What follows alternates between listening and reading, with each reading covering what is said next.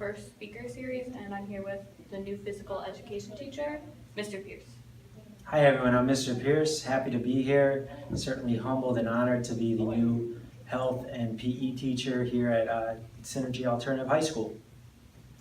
So start off with telling us a little about yourself. So I spent 7 years teaching health and physical education at Norris Elementary School, which is a K-5 elementary school here in East Hartford. I did a lot of unique things over there and took on a lot of different leadership roles. I served as the administrative designee at Norris Elementary School. It's a smaller elementary that did not have an assistant principal, but I took on a lot of the different leadership roles that an assistant principal would take on.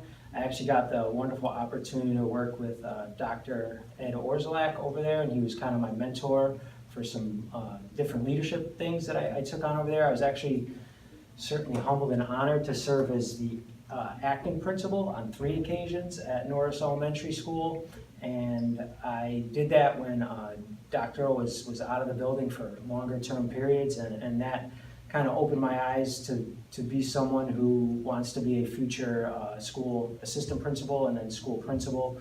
And it's great to be here to learn from Dr. Outhouse and take on some new leadership opportunities here at Synergy.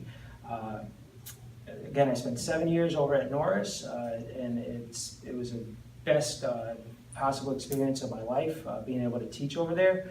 And I was involved in a lot of different programs, PBIS team, school attendance team, running around doing everything from bus duty to lunch duty to just helping out any way that I could.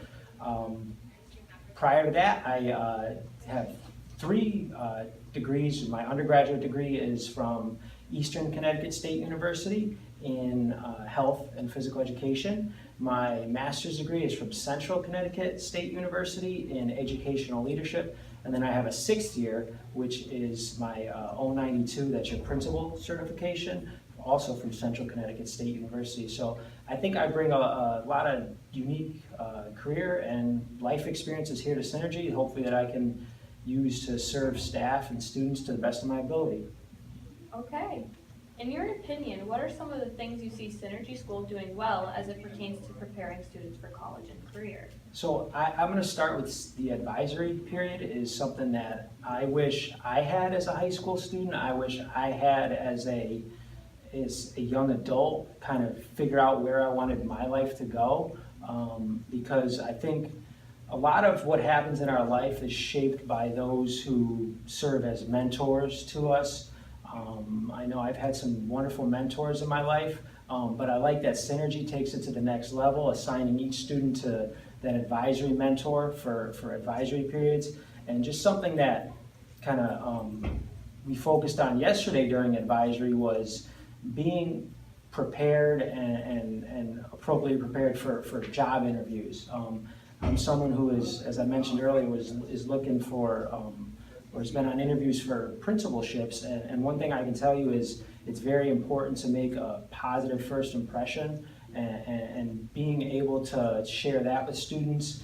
Yesterday we were talking about going out on interviews and making that positive first impression, and that's really important. So I think reaching out to students here and having a mentorship and a guidance period every day is awesome. I wish that's something I had, because there's people we look up to, and I know I looked up to as a student, but maybe you were a little bit afraid to ask them something. That advisory period is your chance to ask about real world situations, everything from what should I wear on a job interview to, hey, I need help with my college application process or whatever it may be. So I think that advisory period is really, really key to preparing students for the real world.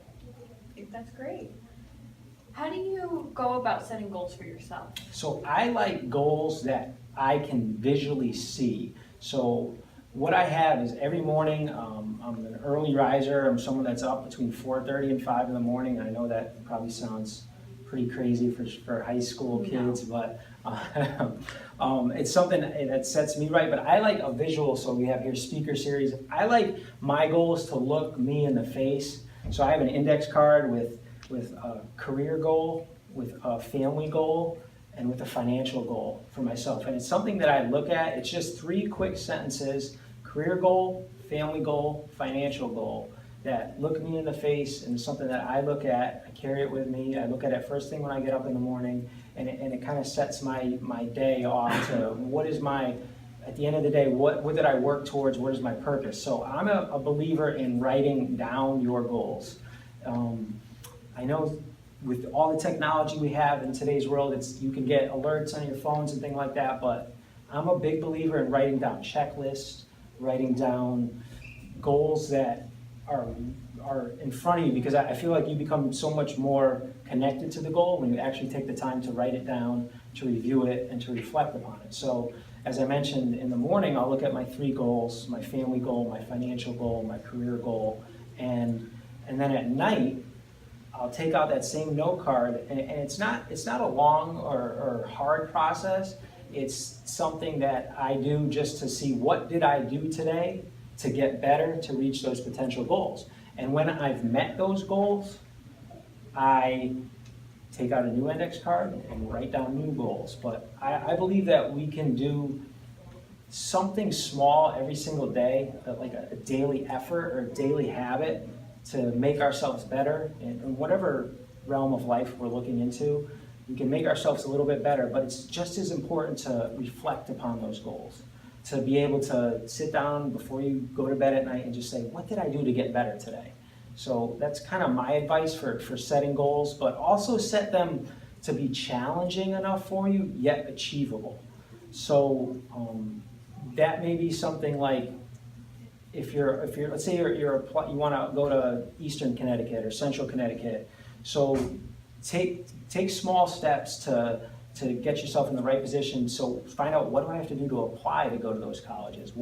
Maybe I'll check out their website. Maybe I'll schedule a visit. There's small, achievable goals that will help you on your path to that ultimate goal of getting accepted to that particular college.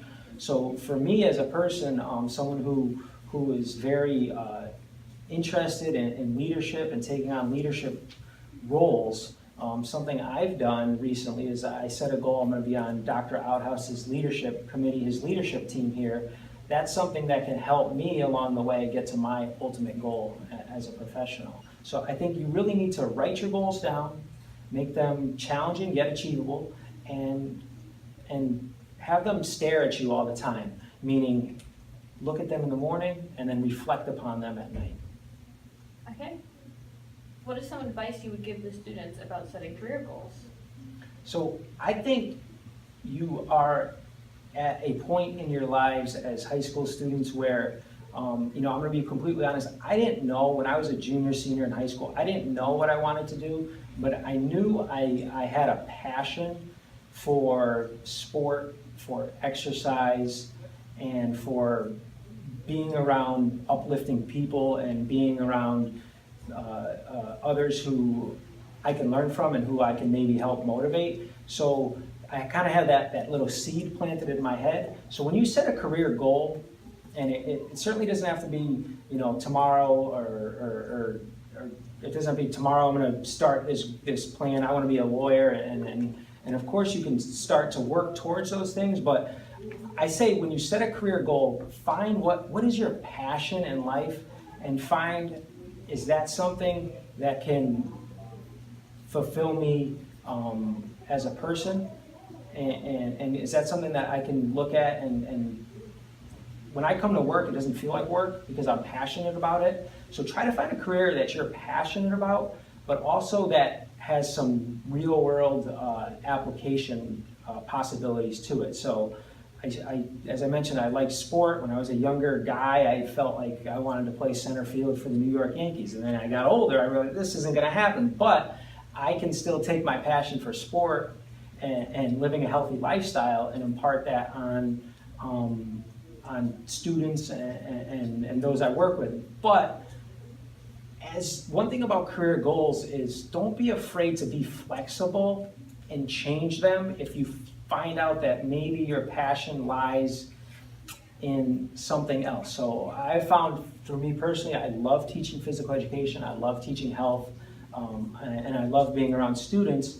I've just, through my experiences, being someone who again, served as an acting principal on a few occasions. I really, that kind of lit a fire inside of me. So I've found that my next passion would hopefully be school leadership. So be flexible, but always be willing to work towards what's the next thing. I think when we have that next thing, that's important, but just try to find your passion and figure out what you're passionate about and what careers can you relate to that are practical for that particular passion.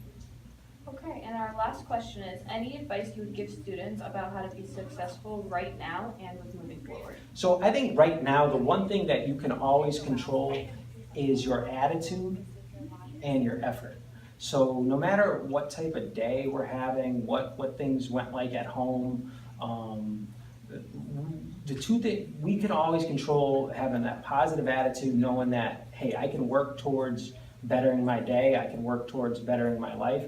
And I'm just a believer in kind of old school, there's no substitute for effort and hard work.